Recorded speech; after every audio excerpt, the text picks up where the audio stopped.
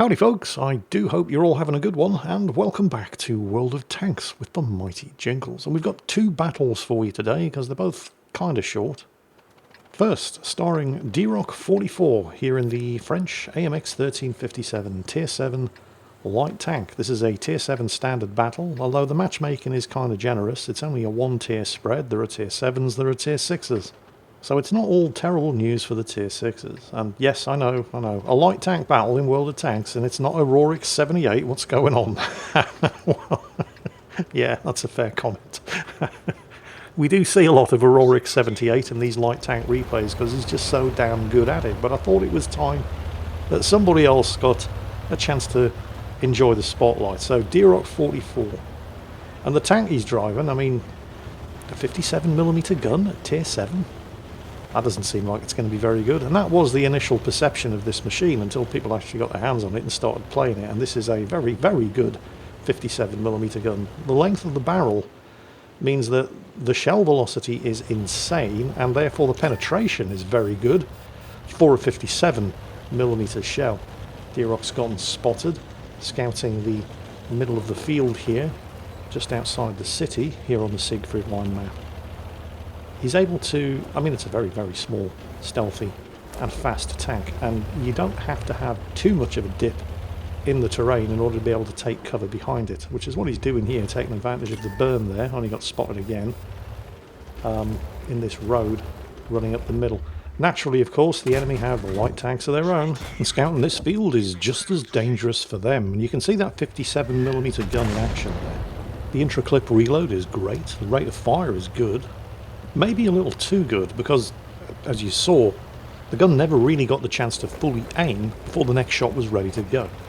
On the plus side, it starts off with a relatively small aiming reticle anyway, so you're not punished that badly for not waiting for the gun to fully aim, and instead just pump the shots out as quickly as you can.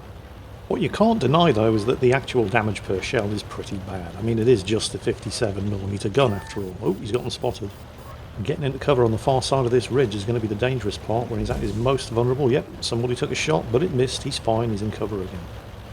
But yes, the actual damage per shot is pretty terrible. It is just a 57mm shell, and there's a limit to the amount of explosive filler or the size of the armor-piercing penetrator that you can pack into a shell that small.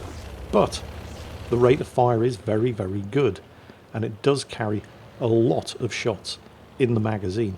So, providing you're allowed to just sit there and blaze away without being interrupted, you can actually do a fair amount of damage with this tank.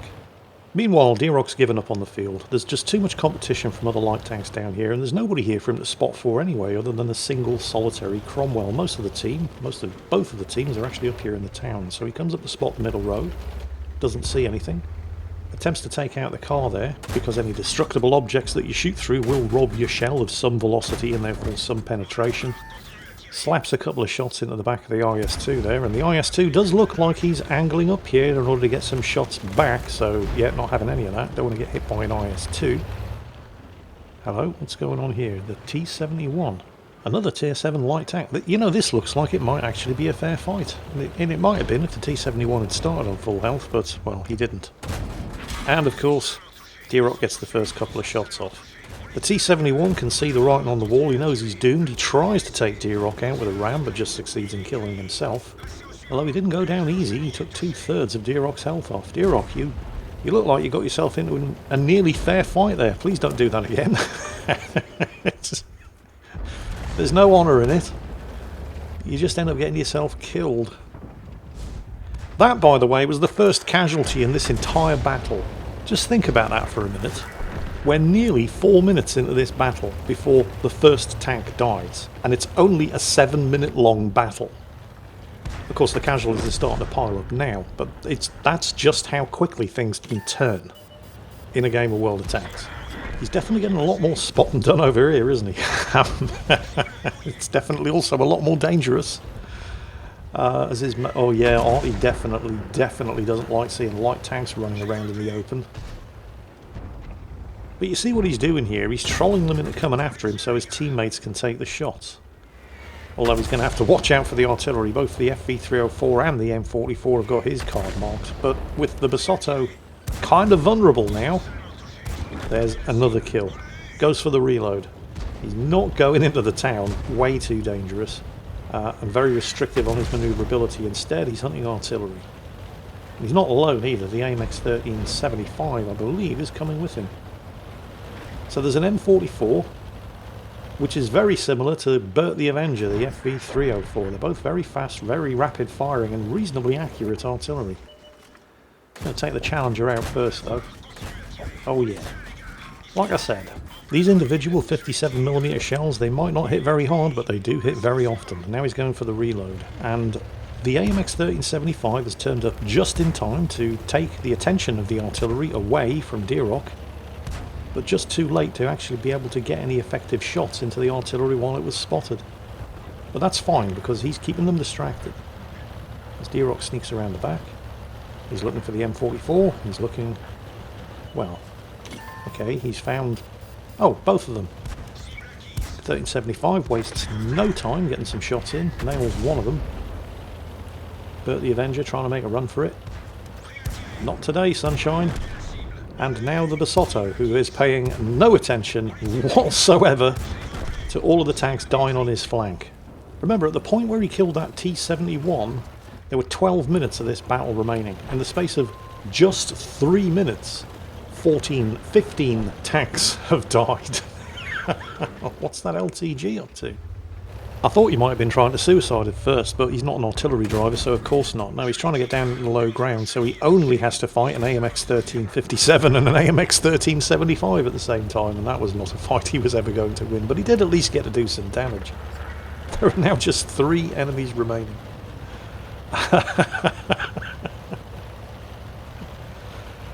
Time to go for the reload, and time to get into the town and maybe farm some more damage before the rest of your team smashes what's left.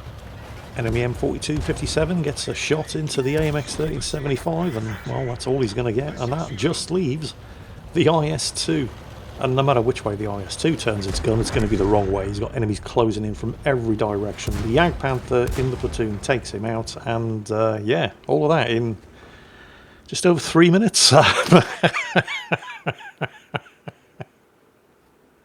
Yeah, they don't last very long anymore, do they? Which is why we're watching 2 battles in today's World of Tanks video. And I know I said that I was going to let Deerock 44 here take the limelight because, well, it's not fair to only show the same player over and over and over every time I'm doing a light tank showcase. But I kind of am doing a light tank showcase today, and there's no way you're not getting a battle from a Rorik 78 with that being the case. Because he's just so damn good at it. And sure enough, here he is again in the ELC AMX. Weird little tank. It's a tier 9 battle here on the Westfield map. It's, again, a tier 7 light tank. You know, I don't think I've actually seen him play the... I mean, I might have. Because he doesn't just play one tank. Because it's easy to... well, it's not easy, but it's certainly easier to just play one tank over and over and over and get really, really good at it. But he doesn't do that. He plays pretty much every light tank that there is, and is really, really good at all of them. So, the ELC AMX, weird looking little thing with an offset turret to the left and a gun offset in the turret to the right, and that was kind of necessary because this thing only has a crew of 2.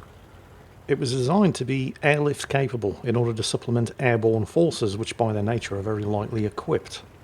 Due to space and size limitations, they kind of had no choice other than to put the turret offset to the left side of the machine, and in order to ensure that every time they fired the 90mm gun, it didn't put undue stress on the turret ring, that meant that the gun had to be offset to the right side of the turret in order to have the gun roughly centrally located. It was a weird design, but it kind of worked, but it also kind of didn't. You see, the turret of this machine could only really effectively turn 36 degrees. Because the driver was sitting on the floor of the vehicle, and if you turned it any more than that, you'd risk injuring the driver and he wouldn't be able to reach the controls in the turret. In order to effectively fire this thing in combat, you actually had to stop, because the driver was also the loader, and you can't load the gun and drive the tank at the same time. Those limitations aside though, this thing could actually be quite an effective little tank hunter. Providing, of course, you could find a nice safe firing position where you could stop in concealment and shoot uninhibited at targets. But it was recognised that the project was never really going to work, and instead... oh, he's gotten spotted. How long is it going to... There, that didn't take long at all for somebody to start shooting at him, did it? But seeing an ELC and being able to shoot effectively at it are two entirely different things, because it is so incredibly small and fast. You don't want to get hit by artillery in this thing, though. I mean, it has no armour. It was designed to be airlifted, so weight, or the lack of it, was one of the primary considerations in the vehicle's design. Come on, somebody... There we go. Fine. Do it myself. There's his first kill. But anyway, yeah, despite having some promising features, the drawbacks were just too big. And further development of this machine was shit-canned in favour of continuing development on the AMX-13 series of tanks instead. Which was probably the right decision. I mean, the AMX-13 was a very successful series of tanks, and it's difficult to see the ELC AMX being anything other than a niche product. The battle's not going too badly, actually. I mean, the team are winning 4 kills to 2, but it's still... Oh, come on, get... Yes, nice. 5 kills to 2. It's still kind of way too early to predict the outcome based on kills alone, though. I mean, the team's situation in the town up to the north is not looking great. It's not looking terrible. Oh, hello. Would somebody like... There we go. Thank you, team. He hasn't done a huge amount of damage by himself here. But he doesn't need to. He's a scout. And he's racked up 4,000 spotting damage. That's what these things are for. Oh, artillery. And he's on the reload. Would anybody like to kill the artillery? I mean, I'm sure he'll do it himself once he's reloaded if he has to, but there we go. It's better.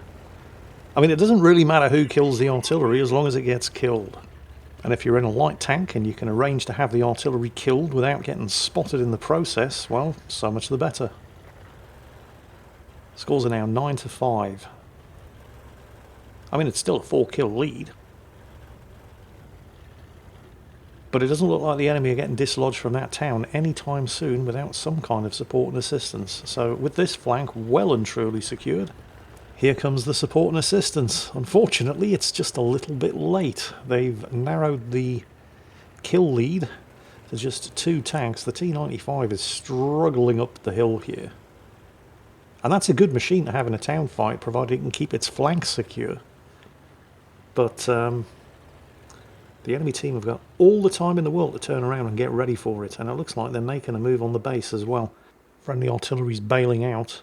Now, Auroric could head back to the enemy base and start capping. And try to get ahead of the enemy team there. But under the circumstances, while they do still have this 2-kill advantage... Oh, and he's gotten spotted. Time to vacate that position. But while they do still have this... Well, okay, now it's a 3-kill advantage. He's probably way better off continuing to spot in order to make the most of the gun advantage that they have. Plus, the friendly Kunzerpanzer is in the cap circle. Now, whether he's going to stay in that cap circle or not, I don't know. I guess we'll find out. It looks like he's not in any rush to vacate. And this is putting pressure on the enemy team, who now have to either get more tanks into that cap circle and win on points that way, or come back and defend against the Kunzerpanzer.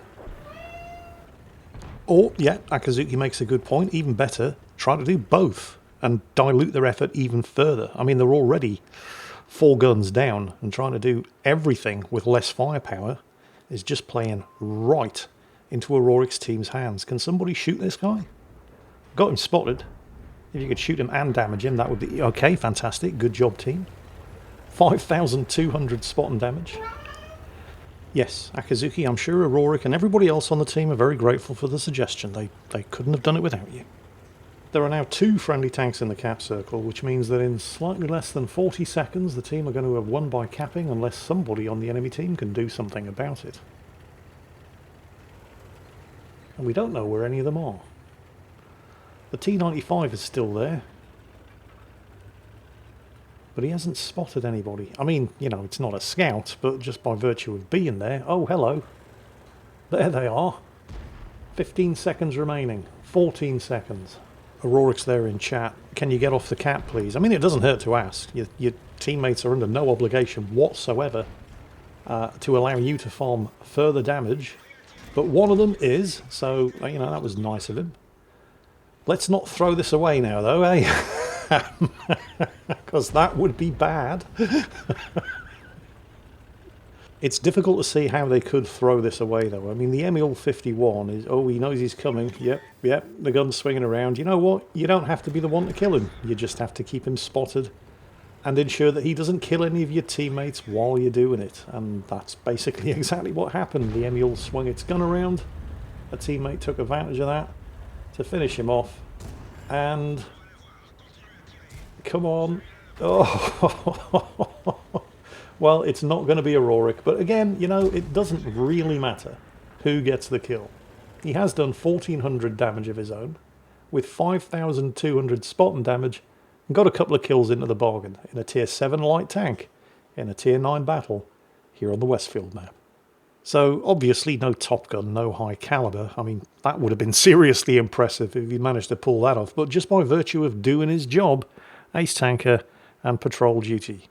For a Rorik 78, just doing what he does best, playing light tanks in the ELC AMX. Hope you enjoyed it, and the previous entry, courtesy of Deerrock44. And as always, take care, and I'll catch you next time.